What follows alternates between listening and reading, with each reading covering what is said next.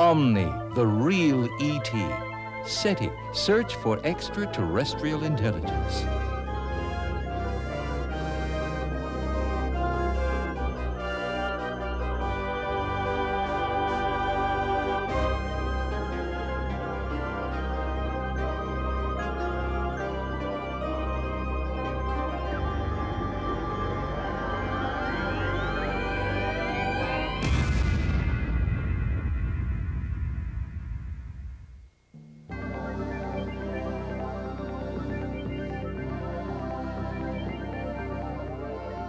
People ask me where and when I was born. I usually lie and say that I was born in London in 1921. The truth is, I was born nearly 18 billion years ago in the bursting center of a dying star, and so were you. Hello, I'm Peter Ustinov.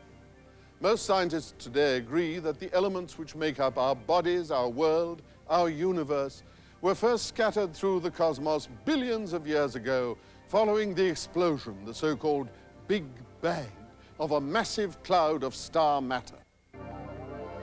Oh, day and night? But this is wondrous strange. It was 400 years ago when William Shakespeare wrote those lines for Horatio, and Hamlet's reply, "There are more things in heaven and earth, Horatio, than are dreamt of in your philosophy." In the next few minutes, I'm going to take you into the world of the immediate future. A world where science fiction becomes fact, where people prepare to communicate with extraterrestrial life. Buongiorno. Hello from planet Earth. Guten Tag. Bonjour tout le monde. This message on board Voyager 1 is a greeting from Earth to our interstellar neighbors. Are they listening? Or are we really alone? Could it be that among the trillions of stars we are the only intelligent civilization? Most astronomers think not. My own feeling is we will start communicating with other intelligences in the universe, perhaps in 50 years. I think that's really perhaps the most exciting of all astronomers' wishes, perhaps the ones they don't talk about very much because they might get laughed at by their colleagues. But we all naturally are quite certain there's billions of people living out there of all different shapes, forms, and intelligence. And we all secretly hope that we will be able to contact them. In 1974, a powerful signal was sent into space, deliberately, hopefully, in search of extraterrestrial intelligent life. It came from the largest single telescope in Arecibo. Well, this is Arecibo, the world's largest dish-type radio telescope, set in the lush green valleys of Puerto Rico in the Caribbean.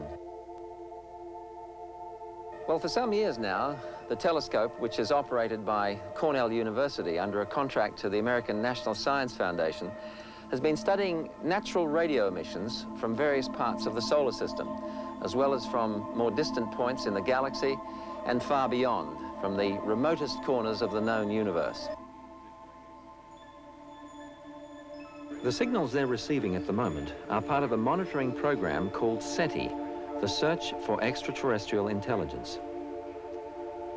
Although there's been nothing this or other sophisticated monitors have picked up so far to indicate life on other planets, many scientists feel sure it not only does or has existed in other parts of the universe, but that our own destiny, the destiny of the human race, lies out there. The question of intelligent life in outer space is the great unanswered problem of science, I think. I mean, there's been tremendous debate on it. We don't know the answers. It's become like a theological argument now. And scientists are polarizing. One group says, well, obviously there's a great deal of life and intelligence in the universe.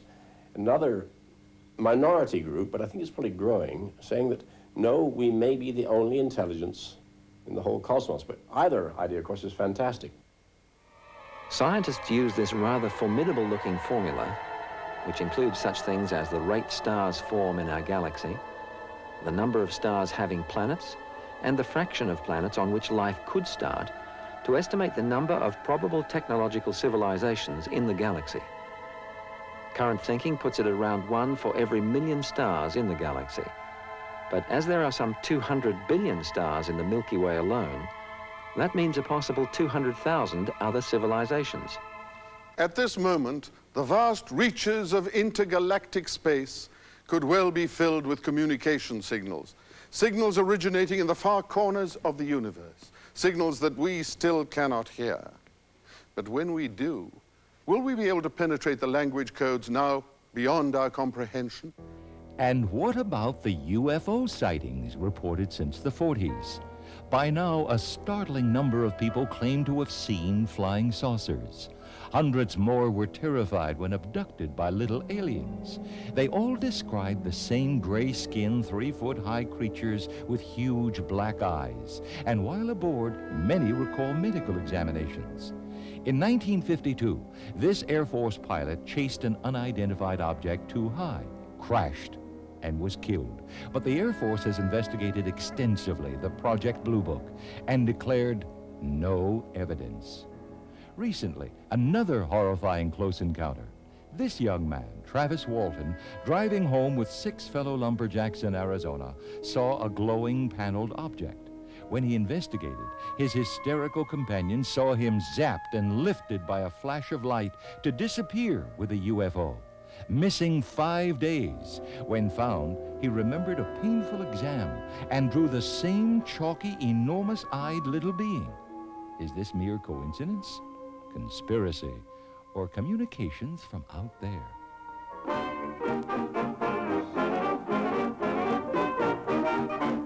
The 1920s, the Charleston era. A group of scientists at the Bell Laboratories in New Jersey were working on transatlantic radio telephone circuits. They were trying to work out what caused the static that disrupted so many calls. Bell Labs assigned one of its young staff members, Carl Jansky, to the problem. Jansky built a directional antenna, an eccentric combination of timber and hardware. He mounted it on 4 rubber tires so it could rotate. The contraption made a complete scan of the horizon every 20 minutes. Jansky found that electrical storms caused most of the static, but there was one steady hiss that he couldn't identify with storms. When he looked back at his records, he realized that the hiss started a little earlier every morning. It was moving with the constellations. It belonged to the distant sky. Jansky had located the first extraterrestrial radio source. Since he worked for Bell Telephone, no wonder E.T. had to phone home.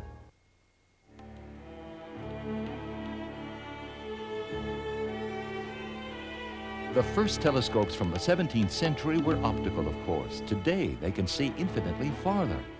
In the past, we could climb to the top of the tallest mountain, set up a telescope, and study our nearest star. Today, we can take our telescope right to the very edge of space, where the air is so much thinner and the view incomparably better.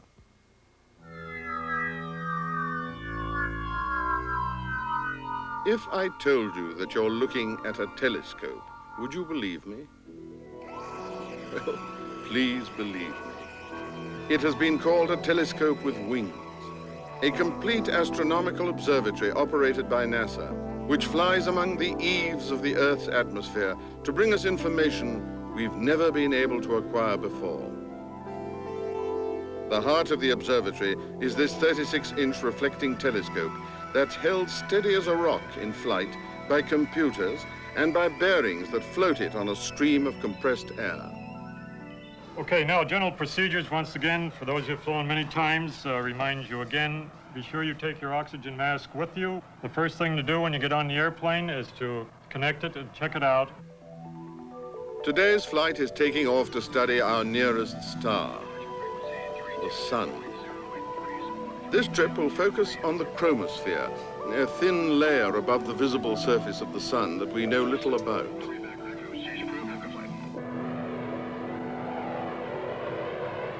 We do know that the chromosphere emits intense infrared radiation and that instruments on Earth pick up nothing of this because the water vapor in our atmosphere screens it out.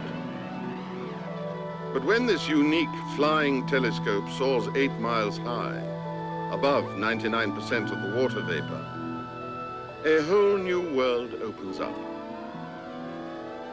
Well, boys, we still got the problem. What? We still got the problem. Yeah, that's right. We still have the beam, the big feature, so... Let's set up to do another one.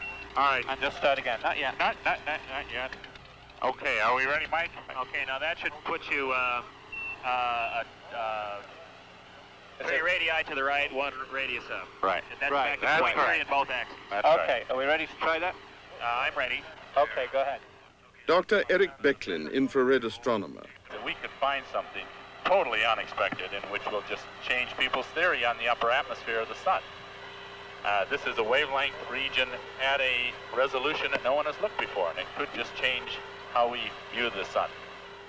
Dr. Michael Werner from NASA. One is the part of the sun that we're exploring is the region where the energy is pumped up from inside the sun out into the corona, and it's the corona that produces the solar wind, which influences our communications and our climate here on Earth. So it's possible that we may learn something important helping to understand those processes. This is the only instrument at this time that can do this experiment. These scientists are, in their own way, pioneers, often working with instruments they've designed and built themselves. That's the center of the sun. All right, fine. Well, let's ascribe a reason for that now. The reason was we screwed it up, okay? Charlie, when this scan is finished, abort it, tell me that. Let's get ready to go. You know, we have only about 3... Don't worry about it. Just keep going. Okay. We'll just start We'll the just scan take the and beginning of it again. Okay. Is it, okay? Go again. Stand by to mark. Good work, Ian. Yeah, very nice. What's the scan number there? This is 16, Mike. Good. Mark. This, All right. This rastering routine is really pretty striking. Yeah. Now that it's far above the water shield in the Earth's atmosphere, the telescope receives infrared radiation from the sun that no telescope on Earth has ever seen. New information shows us that the infrared sun is actually larger than the sun that's visible to the human eye. It's amazing, isn't it? Yeah, it looks really odd. Hey, what's that? Oh, that's the filter. Good. There it is. There it is. Just give me a second. Don't get This is going to be very tricky. This is really good data. So this seems to be working fairly well. This is very good. Very good indeed. These are There's another scan with exactly what we want. Good. another scan with an inflection of 200. Oh boy, I'll say. Holy moly. This has been very exciting. We knew because whenever you go into a new wavelength region, say angular resolutions, you always find out something new. So we're very excited about these results. Such flights renew our perspective and constantly redefine the delicate balance which exists in nature. Now, that's one way to study our nearest star. In the future, we may shed even more light on our sun. The other way to study stars is listening, not looking. Towards the end of 1984, in Southern California's Mojave Desert, the 26-meter Goldstone radio telescope, operated by the Jet Propulsion Laboratory as part of NASA's Deep Space Tracking Network, was hooked up to a new kind of radio receiver, the most sophisticated apparatus for receiving, analyzing, and processing radio signals ever built. It could monitor 74,000 separate narrow-frequency channels of the radio spectrum simultaneously. Linking many of these new multi-channel spectrum analyzers together through a powerful computer in the future will produce the effect of monitoring up to 8 million radio channels at once. It will have the ability to not only separate the cacophony of radio noise that emanates from all parts of our Milky Way galaxy, but to listen specifically for one which might indicate that it was a signal generated by an intelligent life form. Well, the chances of hearing anything soon are remote, but the spirit of the whole search is to, of course, find out that first bit of information. We can't communicate because, let's say they're 1,000 light years away or 10,000 light years away. It would take 20,000 years to have a conversation. It's a little too long. So instead, they're going to broadcast that signal. Number one, that will teach us that someone else is there. And number two, they will probably send information from a civilization which is thousands of years more advanced. What an opportunity for the human species.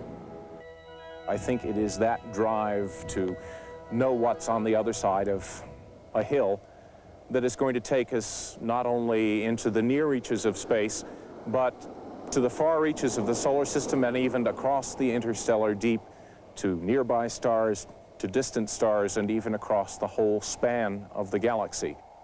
Is the human species a single planet species, or are we a multi-planet? Can we make it anywhere else? Are we on Earth forever, or is this the transition to going elsewhere in the solar system and peopling ourselves in other places? And what's probably more important, do we have any choice? By 2035, the world's population will be around 10 billion. By 2060, approaching 13 billion. That's more than 3 times our present population. This enormous population growth and our profligate use of the world's finite resources will, according to an increasing number of scientists, force us to look outwards into space as the only viable means of widening our horizons, creating genuine progress, and improving the quality of life for hundreds of millions of people in the underdeveloped countries. Now that we've begun to run out of natural resources here on Earth, it's time for us to turn our attention to the vast reaches of space.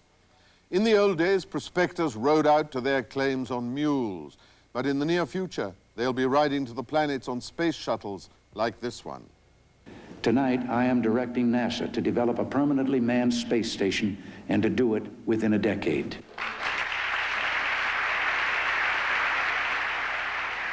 The space station is just the beginning of the journey to the stars. First stop on the highway to space will be the moon. I expect to see the first human outpost permanently established on the moon about 2005. I think 10 years later, we'll open the first human outpost on the surface of Mars, about 2015.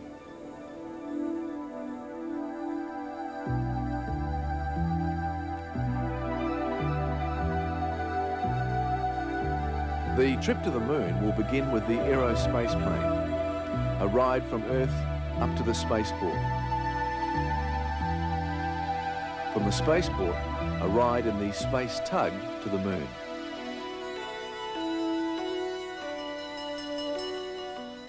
You will go first to a lunar astronaut outpost where men and women will be doing scientific research.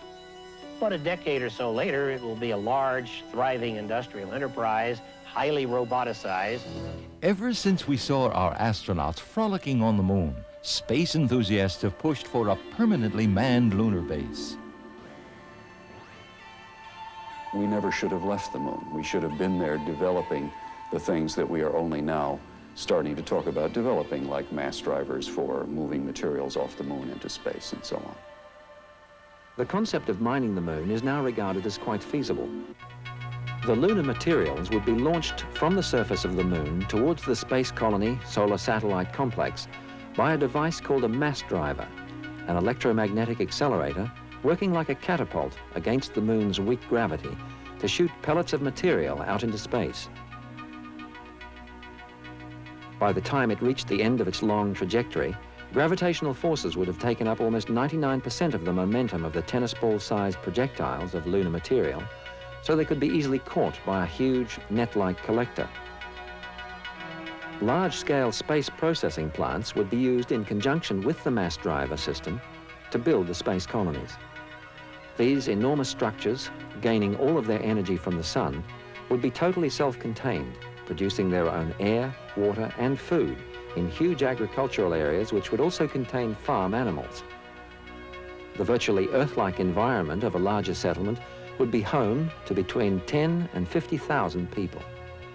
The size of a modest town is just about perfect from a technical point of view for space colonies, and that also conveniently enough happens to be a size where we've proven through human history that we can get along with each other pretty well.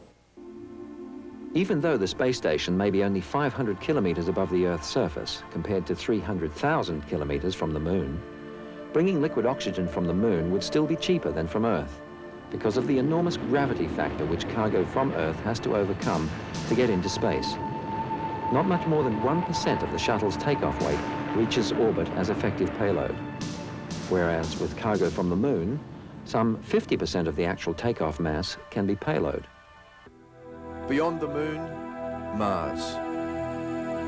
We have on the surface of Mars all the things you need to sustain life, all of the gases, all of the organic materials, all of the water. The journey out to Mars is going to be a fascinating journey indeed. Mars is going to take us about 6 months at the very best, and might even take as long as a year to get there. Begin at the same spaceport Earth that you used to go to the moon, but from there you journey on out to the L1 libration point, a low energy point in the Earth-Moon system. And at that point you would get into a very high-speed taxi kind of vehicle, and with a great spurt of energy you would rendezvous with an enormous spaceship that is cycling continuously back and forth between the orbit of Earth and the orbit of Mars.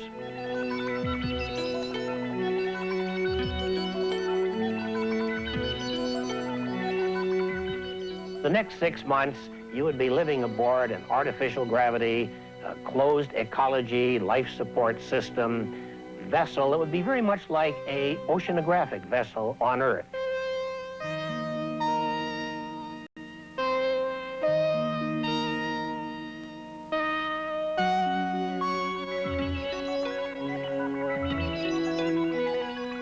When you reach Mars, you will get back into your high-speed taxi, and you will leave the cycling spaceship and move on into the orbiting spaceport around Mars, or more likely dock to the Martian moon Phobos, which we believe may be a treasure trove of resources. And these resources no doubt attract the Russians, who are far advanced in planning a trip to the Martian moon and have invited us to join them on this historic voyage. There is a group of inspired scientists at work today who intend to turn Mars into a green and living land, a new Earth, a planet where people can live and work in comfort. This plan involves some of the boldest thinking in the history of science. By comparison, it's not unlike a colony of ants in the Australian outback deciding to rebuild the Roman Empire in the Mojave Desert, if you can imagine such a thing. But the technology is already in place. And in the near future, human beings may well be walking around on Mars in their shirt sleeves. How did life on Earth begin? What combination of divine intervention and scientific event explains the fact that the only planet in this solar system known to support life is our own? What about Mars, the red planet? It has neither enough air nor enough water to support human life. A human body placed on Mars today would immediately drown in its own water vapors. Death would be instantaneous. The ice-cold environment would freeze the body within minutes and mummify it for centuries. In spite of this, Mars has already been chosen as the best candidate for our grandest experiment, the creation of a new Earth. Chris McKay, a spokesman for the Mars Study Project at the University of Colorado. Terraforming, or planetary ecosynthesis, means, in a sense, to alter the climate or conditions on a planet. And in a sense, it would be akin to evolution on Earth. Once our own planet was as ruthlessly opposed to life as any Martian terrain. But time changed all that. Through millions of years of evolution, the tiniest seeds of life grew into a multitude of species. Today, scientists want to use man-made evolution to grow a new Earth on Mars. Lichens grow in environments which are not that much different from Mars. As a matter of fact, one of the areas of research that we're interested in is lichens growing in the dry valleys of Antarctica.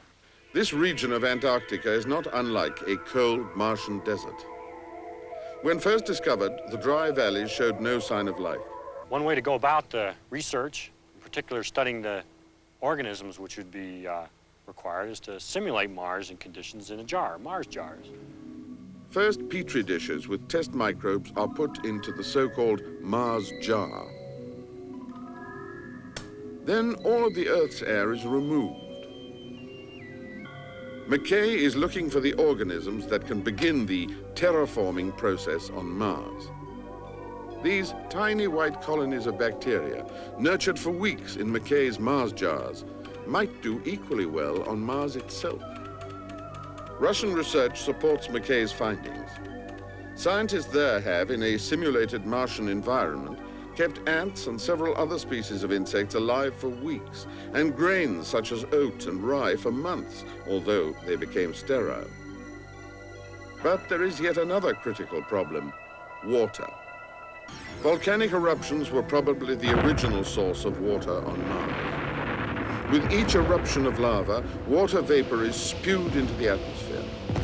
And it is water which is necessary for life. Before the first Mars landing, scientists speculated about what life might be like without liquid water. They thought that life forms on Mars could have evolved in peculiar ways. For instance, silicone shells for protection from radiation, or peculiar tubular ones, or strange leaf-like plants of unusual colors. Or an ice eater with fine root-like tendrils searching the permafrost for that frozen water. Even more bizarre, a rock eater, a huge sprawling organism that digests the water and spits out the rock. To make the red planet turn green, we must learn to grow food there in a farm with no gravity.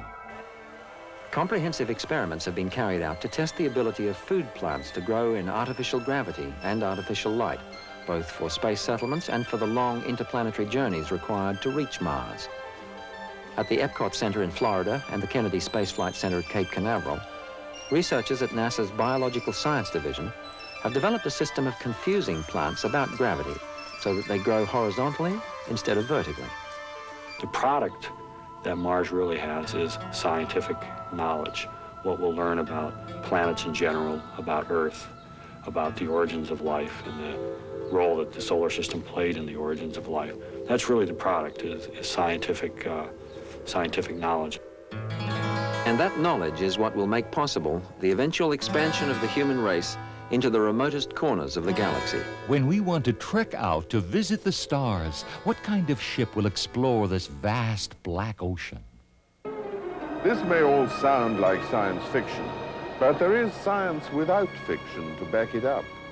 One of the earliest and most viable designs for a starship has been the British project called Daedalus, which would get us into space by a series of small nuclear explosions. The physics and the engineering are already within our grasp. One promising American design comes from Dr. Forward, a laser sail. The reason I dreamed this up is I was writing a science fiction novel, which won't be out till next year. But in that novel, I wanted to find a way to get my people to the stars in a scientifically accurate way. This laser sail would be 300 miles across and would carry a payload on the back. In fact, the payload would be so small you couldn't see it. After all, this is 300 miles across. Even a very large building would be lost in this sea of aluminum. The way we build this out in space would be to take a very thin plastic sheet and spray on it a very thin layer of aluminum using a robot machine, probably, that just evaporates the aluminum on. The plastic is chosen so that after a week or so, it evaporates away in space, leaving just the film. This sail, once it got up to speed, would then travel to the nearest stars, let's say Alpha Centauri. What will it look like to go through space at close to the speed of light? At these speeds, the major effect that we'll see are the color changes. As it traveled out towards Alpha Centauri, the light would slowly change color. The energy in that sail that you've put in with the laser beams is more energy than would be produced on the Earth in a whole year. The power required for the lasers would be 5 to 10 times the total power output of the entire world, not just electricity, but coal and oil and even wood. Once we've been around the world a few times, we realized that there wasn't any new place to go, and the only place we could go is out. It's the new frontier. As we move into the space age, it's interesting to consider the kinds of commercial ventures people will soon be setting up around the solar system. Although cigar stores on Mercury and hamburger stands on Mars are probably, should I say, hopefully a long way off, human beings are even now beginning to explore the enormous commercial possibilities of space. Our own galaxy, the Milky Way, is 100,000 light years across, and spread over that vast expanse, are literally billions of heavenly bodies bursting with ores, minerals, and other precious resources. Locating those resources and converting them to human use may turn out to be one of the boldest commercial ventures in the history of the human race. One of the first commercial ventures will certainly be tourism. People on space stations also need new places to go on vacation. And now we'd like to take you into the future and show you what a trip round our solar system might be like, 100 years from now. Good evening, ladies and gentlemen. Can you all hear me at the back? Good. We've just left Alpha 4 Interplanetary Spaceport to begin our nostalgic tour of the solar system. I'm your Omni tour guide. The moon was man's first step into space. The record of that step remains forever etched in moon dust, for no wind or water will ever wash it away. The far side of the moon has become an astronomer's dream. In an environment free of atmosphere, radio telescopes probe the very limits of the universe.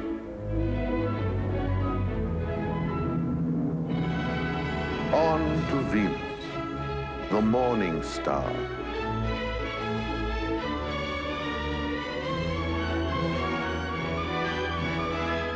Pioneer probes from last century's exploration. We discovered boiling sulfurous clouds laced with lightning.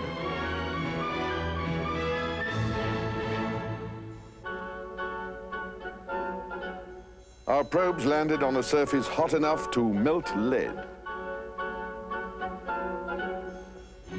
Visions of hell and damnation. No, lady, that's not a quote. I made that up.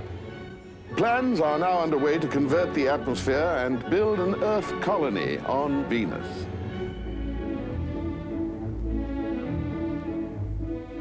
There's quite some traffic tonight. It must be Friday night up here. Oh, Mercury, child of the sun. Hot, desolate, its year is 88 days long. But the sun only rises twice each year. Far beneath the surface, our huge industrial robots are silently mining the incredible mineral wealth. First discovered by Mariner, you're quite right, in the last century. Here comes Mars. First explored in the last century by Viking and Mariner again, quite right.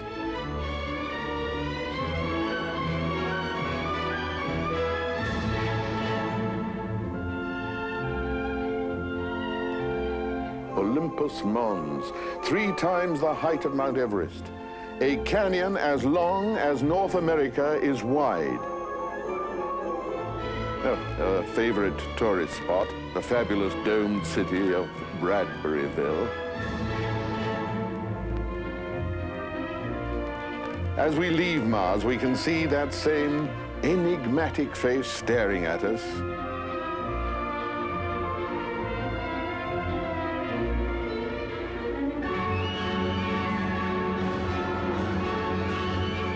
We're now passing through the asteroid belt.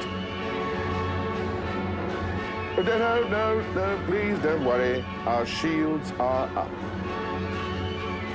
And there is, yes, giant Jupiter, which the fragile Galileo probe first visited in the 1990s, passing through its delicate ring of microscopic dust, sampling its gaseous surface. The great red spot, larger than the Earth, an awesome hurricane storming for centuries. Next, Saturn, jewel of the solar system. First visited by ancient Voyager.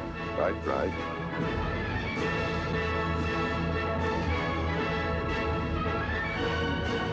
And the mysterious frozen world of Uranus.